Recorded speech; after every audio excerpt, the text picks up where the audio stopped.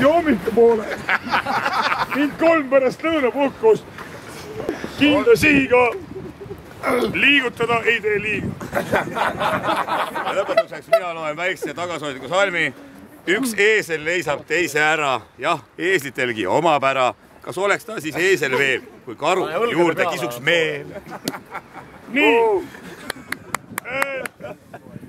Põhimõtteliselt on nüüd see koht, et see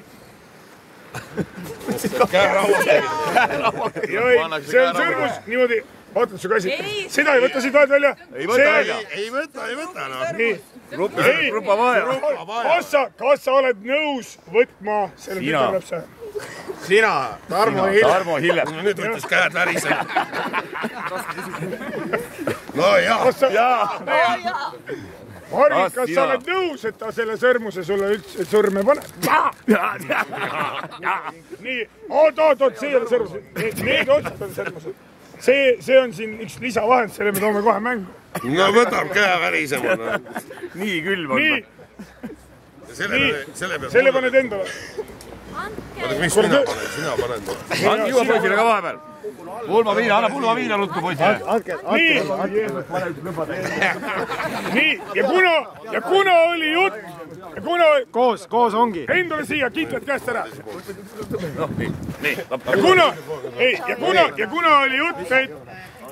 Ja kuna oli jutt, et esimese öösõiguse saab see mees, kellel väikse näpu otsa mahub see sinine või see roheline rängas. Rovjev. Ei mahu kellegi. Ei, kõige vanemale mehele ikka. Võtke teie punt, mis Mahu. Nii. Ühe kuradi mehega saab 2 meest. Aga nüüd kolmekesi suudleme ka. Mida sa räägid? Kurat, ikka esimest korda abielluda. Võtab värisema küll. Põhimõtteliselt, kui te nüüd olite selle kõigega nõus, siis te võite üksteist suudata. Kolmekesi. Ja tagasi tahaks teile öelda veel, et teie jaoks on Domina Travel pannud välja reisi madratsiga taha istme peale. Esimese kolmekesi. Domina Travel.